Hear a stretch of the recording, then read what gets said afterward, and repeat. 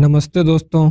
बदलते मौसम में छोटे बच्चों को सर्दी जुकाम होना आम बात है, लेकिन जब बच्चों की नाक बंद हो जाती है और उन्हें सांस लेने में दिक्कत होती है या बुखार रहता है तो पेरेंट्स बहुत परेशान हो जाते हैं।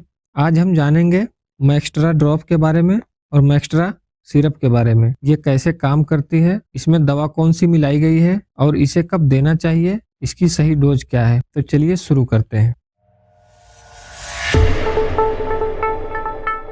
तो सबसे पहले जान लेते हैं मैक्स्ट्रा ड्रॉप्स के बारे में। इसमें मुख्य रूप से दो दवा मिलाई गई है, फेनाइलेफ्रिन 5 मिलीग्राम और क्लोरफेनारामाइन 2 मिलीग्राम होती है। फेनाइलेफ्रिन यह एक नेजल डिकंजेस्टेंट है, यह बंद नाक को खोलती है। जब बच्चे को सर्दी या एलर्जी के कारण नाक के अंदर की नसें सूज जाती है जिससे नाक बंद हो जाती है, तो यह फेनाइलेफ्रिन उन सूजी हुई नसों को सिकोड़ देता है और नाक की सूजन कम हो जाती है और सांस लेना आसान हो जाता है। क्लोरफेनारामाइन मेलेट यह एक एंटी एलर्जिक दवा है। जब शरीर को किसी चीज से एलर्जी होती है जैसे धूल, मिट्टी या ठंडा मौसम, तो शरीर के अंदर हिस्टामाइन नाम का एक केमिकल निकलता है। इसी के कारण नाक बहना या छींक आना या खुजली जैसी समस्या होती है। क्लोरफेनारामाइन मेलेट उसी केमिकल को ब्लॉक कर देता है जिससे इन सभी समस्या में आराम मिल जाता है। चलिए अब जान लेते हैं इस दवा का उपयोग कहाँ कहाँ किया जाता है। अगर बच्चे की नाक जाम है और उसे सांस लेने में दिक्कत हो रही है या जुकाम के कारण लगातार नाक बह रही है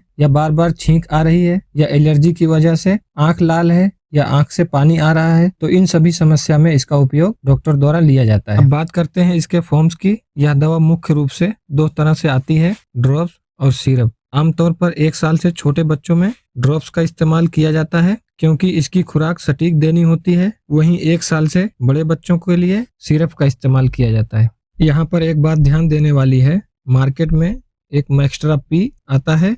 बहुत से लोग कंफ्यूज हो जाते हैं कि सिर्फ मैक्स्ट्रा लें या फिर मैक्स्ट्रा पी लें। तो चलिए इसे थोड़ा डिटेल में समझते हैं। मैक्स्ट्रा ड्रॉप्स में सिर्फ सर्दी और जुकाम की दवा होती है, लेकिन मैक्स्ट्रा पी में एक पावरफुल सॉल्ट होता है जिसे पैरासीटामोल कहते हैं। अक्सर देखा गया है कि बच्चों को जब सर्दी या नाक बंद की समस्या होती है तो उनके शरीर में हल्का दर्द रहने लगता है या फिर उन्हें बुखार आ जाता है। ऐसे में डॉक्टर सादे मैक्स्ट्रा ड्रॉप्स की जगह मैक्स्ट्रा पी की सलाह देते हैं क्योंकि यह एक साथ 3 काम करता है। यह बच्चे की नाक खोलने में मदद करता है, छींक आना या नाक से पानी आना, और सबसे जरूरी यह बच्चे का बुखार और बदन दर्द में काम करती है। मैक्स्ट्रा पी ड्रॉप्स देते समय आपको एक बात का खास ख्याल रखना है क्योंकि इसमें पहले से ही पैरासीटामोल मिला है, इसलिए इसे देने के साथ बच्चों को अलग से कोई दूसरी बुखार की सिरप जैसे कोरोसिन या कालपाल बिल्कुल ना दें। अगर आप ऐसा करते हैं तो बच्चे के शरीर में पैरासीटामोल की मात्रा ज्यादा हो सकती है जो बच्चे के लीवर के लिए हानिकारक हो सकता है। अब जान लेते हैं इसकी सही डोज क्या है।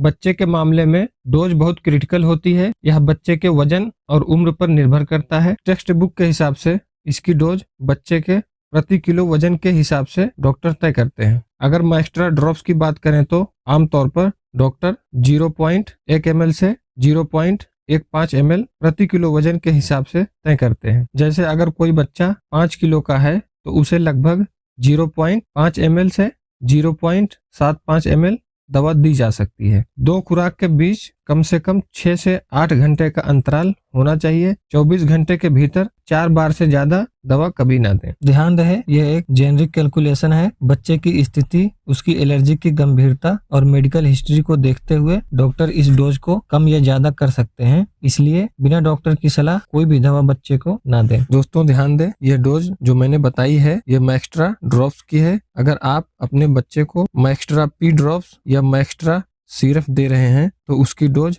अलग होगी, इसलिए आप अगर इनमें से कोई भी दवा बच्चे को दे रहे हैं तो डॉक्टर की सलाह पर ही दें बच्चे को। तो अब जान लेते हैं ये दवा बच्चे को देने में क्या कुछ साइड इफेक्ट हो सकते हैं। हर दवा के कुछ सामान्य साइड इफेक्ट हो सकते हैं। मैक्स्ट्रा के मामले में ये कुछ चीजें देखने को मिल सकती है, जैसे सुस्ती होना या नींद आना। यह सबसे आम है। इसे लेने के बाद बच्चा ज्यादा सो सकता है, यह नॉर्मल है। ड्राई माउथ, मुंह का सूखना, बच्चे को प्यास ज्यादा लग सकती है या उसका गला सूख सकता है। चिड़चिड़ापन होना, कुछ बच्चों में नींद आने के बजाय उल्टा असर हो सकता है और वे थोड़ा बेचैन या चिड़चिड़े हो सकते हैं। उल्टी या जी मिचलाना, कभी कभी खाली पेट दवा लेने से बच्चे को उल्टी जैसा महसूस हो सकता है।